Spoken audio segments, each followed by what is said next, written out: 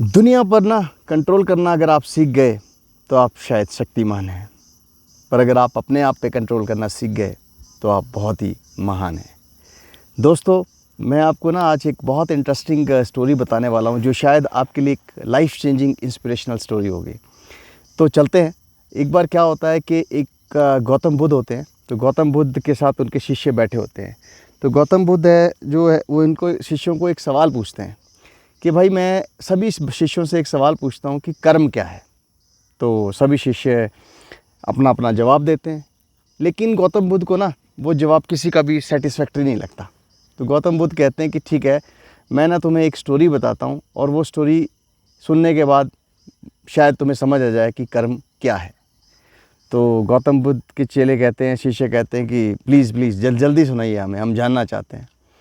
तो गौतम बुद्ध उसे कहते हैं कि एक बार क्या होता है कि एक राजा होता है। राजा जो है अपने मंत्री के साथ जो है अपने साम्राज्य में जा रहा होता है। तो चलते चलते एक दुकान आती है और दुकान के बगल में से जब राजा गुजर रहा होता है तो राजा के दिमाग में ना एक थॉट आता है।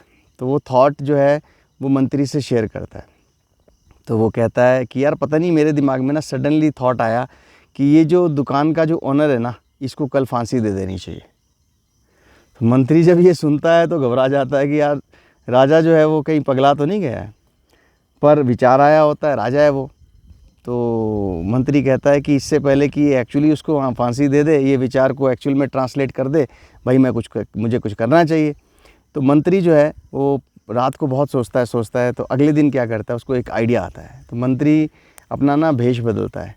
भेष बदलने के बाद वो सुबह सुबह ही उस दुकान में जाता है और उस दुकान में जाने के बाद उस शॉपकीपर को पूछता है कि भाई, क्या चल रहा है, कैसी चल रही है तेरी दुकान, खुश है तू? तो शॉपकीपर कहता है कि ना, मैं तो बिल्कुल भी खुश नहीं हूँ, मेरी दुकान तो चल ही नहीं रही है।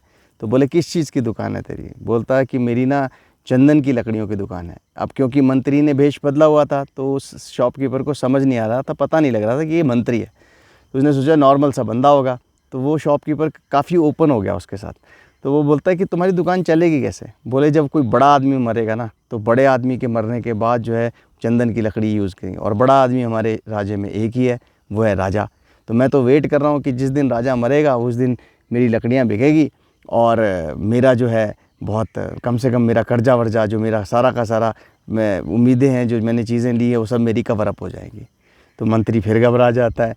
तो मंत्री उसे कहता है कि कोई बात नहीं, एक काम करता हूँ, क्योंकि वेश बदला होता है, मैं तुमसे थोड़ी सी चंदन की लकड़ियाँ खरीद लेता हूँ। तो क्या करता है मंत्री, उससे चंदन की लकड़ी खरीद लेता है और अच्छी खासी चंदन की लकड़ी खरीद लेता है। तो जब वो अच्छी खासी चंदन की लकड़ी उससे खरीद लेता है तो वो चंदन की लकड़ी को लेकर ना वो उसी राजा के पास जाता है और राजा को कहता है कि राजा जी, मैं ना आपके लिए चंदन की लकड़ी लाया हूँ। राजा पूछता, कहाँ से लेके आए हो? बोलता, मैं उसी दुकान से लेके आया हूँ जिस दुकान के बगल में से जब हम गुजर रहे थे तो आपके दिमाग में वो थॉट आया था कि वो जो दुकानदार है उसे आप अगले दिन फांसी देना चाह रहे थे। तो राजा इस चीज़ को सुनकर ना बड़ा गिल्टी फील करता है। सोचता है, यार देखो, मैं उसको, मेरे दिमाग में विचार आया कि उसको फांसी दे दी जाए और एक तरफ उस आदमी ने मेरे लिए देखो चंदन की लकड़ियाँ गिफ्ट भेजी है। तो वो मंत्री को कहता है कि भाई देखो, ऐसा है कि भाई एक काम करते हैं, तुम ये लो सोने की अशर्फियाँ और ये उसको दे के आओ, ठीक है? तो मंत्री जो है जाता है और मंत्री फिर अपना भेष बदलता है और वो भेष बदलने के बाद उसको जो है दुकानदार को वो अशर्फियाँ देता है। बोलता है, ये लो अशर्फियाँ, जो मैं तुम्हारी चंदन की लकड़ी लेके गया था वो मैंने आगे कहीं बेची और मुझे अच्छा उसमें प्रॉफिट हो गया, तो ये तुम भी रखो। तो वो बहुत खुश होता है इंसान और वो कहता है, यार ये तो बहुत बढ़िया हो गया, मेरी चंदन की लकड़ियाँ बिक गई सारी की सारी और मुझे पैसा भी मिल गया। तो दोस्तों, एक गौतम बुद्ध जब ये स्टोरी सुनाता है शिष्यों को, फिर उनको पूछता है कि क्या समझे तुम इस स्टोरी से? तो शिष्य जो है ना वो फिर कंफ्यूज हो जाते हैं। तो गौतम बुद्ध उन्हें कहता है कि देखो, जो विचार होते हैं ना, विचार वही कर्म है। क्योंकि मैंने तुमसे सवाल क्या पूछा था कि कर्म क्या है, और आप लोग बहुत कंफ्यूज कर गए ये चीज़ का सवाल बताने के लिए कि कर्म जो है ये है वो है। लेकिन मैं ये कहता हूँ कि कर्म जो है ना वो आपके विचार हैं। क्योंकि जो विचार होते हैं ना, उसी से आपका जो है, इंग्लिश में कहते हैं कि जो थॉट होता है ना, थॉट, जो मेरे दिमाग में थॉट आया वो एक इवेंट को जन्म देता है। इवेंट जो है ना वो बिहेवियर को जन्म देता है।